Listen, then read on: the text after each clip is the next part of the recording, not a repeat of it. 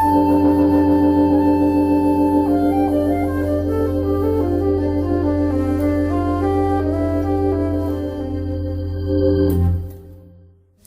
allons parler maintenant d'un autre livre que tu viens de sortir, puisque Oui. Tu as eu un succès fou. Ce livre, tu t'es dit, mais pourquoi ne pas continuer sur un autre registre? C'est La danse des gestes quotidiens. Oui. Donc si tu peux en parler aussi un petit peu. Alors oui, la danse des gestes quotidiens. En fait, quand j'ai sorti le livre Comment j'ai cessé de ronfler, d'abord ça m'a donné une expérience d'écriture, de mise en forme, etc. d'un livre. Et je dois dire que le travail de compositeur, qui est mon métier, m'a beaucoup aidé dans cette mise en forme littéraire, parce que ça se ressemble beaucoup. Et puis, en fait, il y avait autre chose qui s'était passé dans ma vie, puisque je me suis basé sur mon expérience. Même si je ne parle pas beaucoup de moi dans les livres, hein, je fais juste 2 pages pour expliquer, puis c'est tout. Après, c'est pas des livres égocentriques du tout. Mais la danse des gestes quotidiens, alors c'est un titre un petit peu poétique, mais en fait qui cache quelque chose d'extrêmement pragmatique, très concret. Il faut dire qu'en 2 mots, que quand j'avais 40 ans, à peu près, je pouvais tenir debout 5 minutes, et au bout d'un moment, j'avais tellement mal au dos que je devais m'asseoir. Et même assis, j'avais encore mal, marcher me faisait du mal aussi, courir, c'était impossible. Et comme j'étais musicien, aussi bien en répétition qu'en concert, ça me posait pas mal de problèmes. Souvent, je devais jouer assis. Voilà, tu travailles énormément, je pense. Tu n'as peut-être pas une très bonne hygiène de vie à cette époque. Oui, alors en fait j'explique en 2 mots. Bon, d'abord j'ai fait de l'aïkido beaucoup. Alors l'aïkido c'est génial, sauf que quelquefois on est tellement enthousiaste que on part dans tous les sens et on n'est pas toujours dans une maîtrise absolue de ce qu'on fait, de son dos, etc. Et je me suis peut-être un petit peu fatigué, les genoux, les lombaires, etc. Ça c'est une chose. Quand j'étais gamin, enfin ado, j'ai fait beaucoup de voile. Donc ça c'est dans les années 70, et dans ces années-là on faisait du bateau avec rappel, sangle, penché à l'extérieur du bateau, et ça pour le dos c'est terrible aussi parce qu'on reste pendant des heures penché à l'extérieur du bateau, hein, c'est du dériveur à l'époque. Donc tu n'étais pas à Paris à cette époque? J'étais à Paris, mais j'allais naviguer sur la Seine, sur la Marne, ou en Bretagne, ou en Méditerranée, donc il y avait des grands déplacements, c'était mon sport quoi. Avec mon frère. Bon, tout ça pour dire que après j'ai eu un enfant. Quand on a un enfant, c'est adorable un enfant, mais c'est vrai qu'on le prend dans ses bras, on le pose dans le berceau, on le pose dans son lit, etc. On travaille au niveau de son dos. Voilà, tout ça c'est combiné. Je ne peux pas expliquer l'alchimie qui a fait qu'à un moment donné, à 40 ans, j'étais vraiment en très mauvaise posture au niveau du dos, pour la question du dos. Bon, à 50 ans, ça a recommencé, j'ai eu un 2e enfant, bon, je ne veux pas dire que c'est les enfants, mais ça se trouve que c'est la vie, c'est combiné. Quelque chose de tout à fait normal d'avoir des enfants. Voilà, toujours est-il que j'ai pratiqué le Tai Chi Chuan qui lui m'a beaucoup aidé, et le yoga. Alors le yoga, ça m'a beaucoup aidé, et puis j'ai fait de la kiné, éducation, ça. Mais surtout, depuis quelques années, depuis 3 ans, on va dire, 3-4 ans, j'ai pris une attention particulière, une vigilance sur mes gestes quotidiens. Tous les gestes. Alors, c'est pas une vigilance obsessionnelle, mais une certaine manière de faire attention à comment on place son bassin, comment on fait quand on fait un geste pour ramasser quelque chose par terre, pour ouvrir une porte, tenir quelque chose dans ses bras qui est un peu lourd, etc. Enfin, on connaît tout ça. On le sait, les kinés le disent, les médecins le disent, plein de gens le disent.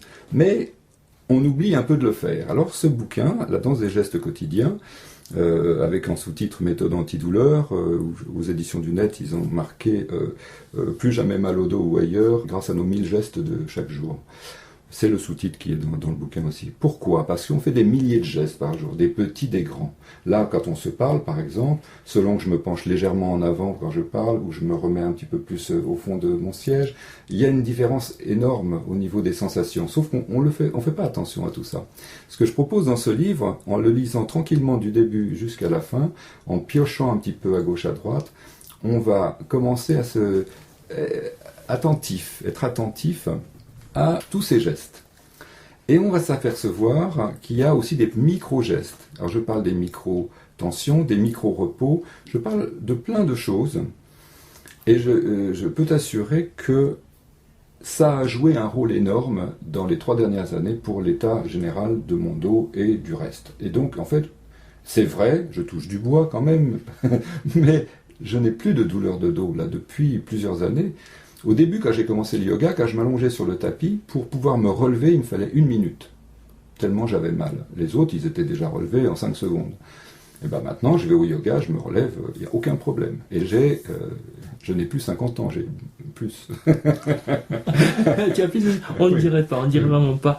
Mais alors c'est toujours aussi poétique, parce que je lis, vous obtenez ainsi un joli col de cygne, plutôt qu'un coup de tortue. Oui.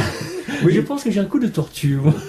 Alors, on a tous tendance, enfin tous, beaucoup d'entre nous ont tendance à avancer le menton, laisser partir la tête un petit peu en avant, etc. Un petit peu parce que ça paraît dans un premier temps un petit peu fatigant de se tenir plus droit et avec ce fameux col de cygne, c'est-à-dire le menton un petit peu rentré, la tête plus redressée, les omoplates rapprochés, le sternum ouvert, etc.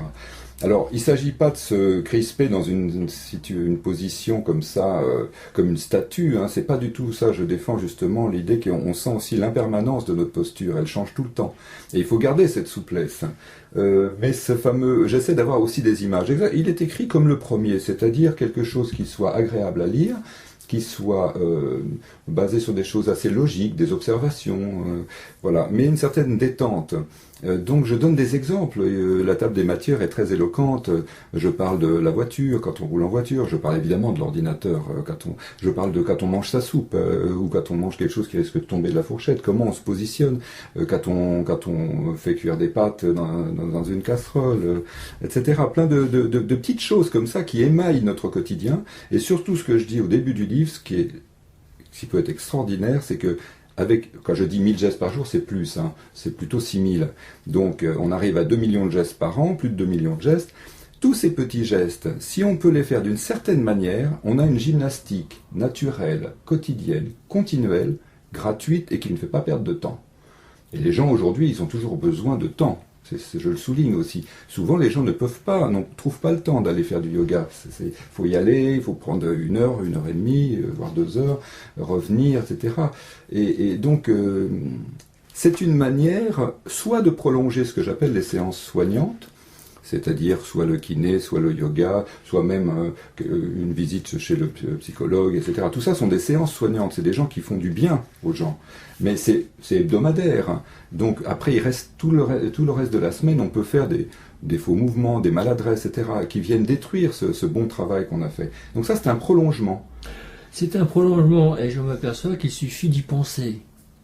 En plus de ça, c'est très court. Là, il y a un repos des yeux par digiponcture. Ça dure 1 minute. Donc, oui, alors ça c'est des petites choses que j'ai rajoutées, qui sont des choses qu'on peut se faire si on veut faire une séance de relaxation, d'apaisement au niveau des yeux notamment. Ça c'est un petit bonus, hein. Je donnais quelques indications comme ça. Mais je parle surtout en fait quand on se lève le matin, quand on se couche le soir, quand on met un pantalon, quand on enlève un pantalon, quand on se sèche dans la douche, plein de choses comme ça où on peut trouver des trucs. Oui, c'est des trucs, mais c'est des trucs qui ont une réelle efficacité. Et j'insiste aussi beaucoup sur la symétrie. Alors, pas la symétrie ni au sens esthétique, ni au sens absolu du terme, mais simplement d'équilibrer gauche-droite. Je m'explique. Quand on va faire une séance de yoga, ou quand on va faire de la gymnastique, quand on fait un mouvement d'un côté, après on fait le mouvement de l'autre côté, pour équilibrer, faire travailler les deux côtés. Mais dans nos gestes quotidiens, on fait certains gestes toujours du même côté. Quand on verse de l'eau dans un verre, si on est droitier, on verse du côté droit. Donc on va verser vers la gauche et le corps tout entier va se pencher légèrement vers la gauche. Et ça va créer une petite tension. C'est presque rien, mais c'est multiplié 10 fois, 20 fois dans la journée et on ne fait jamais de l'autre côté. Donc ce que je préconise, c'est observez-vous, inversez, dans la mesure du possible, observez, inversez, corrigez et sentez. Et vraiment, moi je me l'impose même quelquefois, je me dis tiens, que dirait Jacques Cazan de ce que je suis en train de faire, voilà, donc ça m'aide moi-même je m'aperçois qu'il y a des gestes que je continue à faire toujours du même côté, alors que c'est tout à fait possible de le faire de l'autre côté, et ça crée une détente, ça crée un équilibre musculaire, articulaire, tous les jours, des milliers de fois par jour. Et toujours dans le calme. La bonne humeur, le sourire, oui, voilà, c'est ça, respirer calmement, profondément, sans énervement, on peut dire, et tu résous énormément de petits problèmes. Et qui peuvent être de gros problèmes parfois. Qui peuvent devenir de gros problèmes. Et ça te permet d'avoir une fraîcheur au lever du matin. Notamment. Notamment. Surtout si on a cessé de ronfler déjà au départ. Il faut les deux. Il faut les deux. On peut dire que c'est un complément, au premier livre. Mais d'un autre côté, pour les personnes qui ne ronflent pas, ce livre est aussi très bien. C'est avoir un mal de dos ou se sentir mal. Oui, voilà, c'est ça. On peut accumuler des tensions, et ça, on s'en rend pas compte. Voilà, donc ça demande évidemment de ce qu'on appelle couramment écouter son corps. Mais écouter son corps, c'est une phrase. Là, dans ce livre, il y a des exemples très très concrets. Et donc, du coup, ça permet d'appliquer cette phrase d'une manière concrète et de rentrer dans la chose. Et je dis toujours sans obsession. Il ne s'agit pas de faire attention à ces 1000 gestes ou ces 6000 gestes par jour, parce qu'on devient très fou. Il n'est pas question de ça. Mais c'est très moderne en plus de ça, parce que même devant l'ordinateur, tu peux adopter une attitude différente. Au niveau justement du coup de tortue que tu es là, et puis le fait de respirer aussi. On oublie de respirer. Oui. J'en ai parlé beaucoup dans le premier livre, mais finalement dans le deuxième, j'en parle aussi parce que c'est quelque chose de récurrent. Je parle beaucoup de l'ordinateur parce que je souligne qu'effectivement dans notre société aujourd'hui, aussi bien pour le travail que pour les loisirs, l'ordinateur est omniprésent. C'est très important. On ne peut pas vivre sans ordinateur maintenant. On est bien. Oui. On est bien, oui. Et je souligne que l'ordinateur est presque une personne, si je puis dire, qui a ses humeurs, et puis qui prend le temps de faire les choses. Et on est toujours dans l'attente de ce qu'il va faire. On lui demande quelque chose, on attend qu'il le fasse. Alors pendant ce temps d'attente, quelquefois on s'aperçoit qu'on ne respire pas, ou pas vraiment, et puis on ne cligne pas des yeux. Parce que si on cligne des yeux, on a peur de cligner des yeux au moment... Enfin, on a peur. On n'a pas peur, mais inconsciemment, si on cligne des yeux au moment où il a fait le travail, on perd le moment. Donc on est là dans l'attente, quoi. Les yeux, donc je parle du hibou à la fin, avec les yeux ouverts comme ça, voilà. Et on ne respire plus. On est en apnée, et j'en parle aussi dans le premier livre, l'apnée diurne déclenche ensuite des apnées nocturnes. Il faut réfléchir à ça, c'est que l'apnée diurne, elle existe aussi. Quelquefois, on est là, on est en expiration, on oublie d'inspirer. Tout simplement, on ne s'oxygène plus. Et les yeux, et je donne des trucs, c'est-à-dire que, et même au volant de sa voiture, ça peut arriver aussi qu'on oublie de respirer, parce qu'on est attentif. Et voilà. Mais la façon la plus voyante, c'est lorsque on attend d'être pris en photo. On n'ose pas cligner des yeux, on n'ose pas respirer non plus. Voilà. Oui, c'est du même ordre.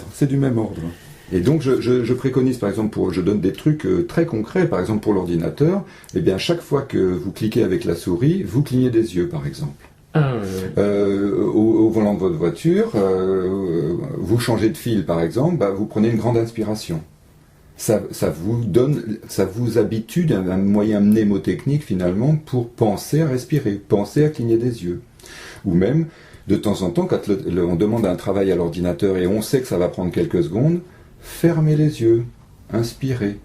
Ça sert à rien de rester les yeux ouverts et d'être en apnée pour attendre qu'il le fasse, puis on sait qu'il va le faire. Voilà, ce sont des conseils que tu donnes, donc suivant ton expérience personnelle, bien entendu, et donc tu t'es aperçu que ça marchait pour toi, oui. Et éventuellement avec les connaissances que tu as, les conseils que tu as donnés un petit peu à gauche à droite, les personnes se trouvaient très très bien. Qu'est-ce que tu peux redire où sont vendus tes livres, où les personnes peuvent se les procurer ?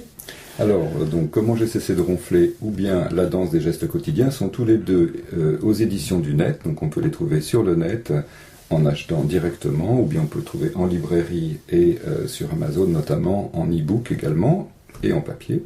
Et puis, dans mon édition personnelle, les éditions Dolce Vita, on peut les trouver aussi en librairie, et notamment à la librairie Pégase à Bordeaux, et puis en me contactant directement aussi, c'est assez facile par Internet, je pense. Oui. Voilà, eh bien, je te remercie, Jacques, d'avoir bien voulu venir pour cette émission d'Aki FM.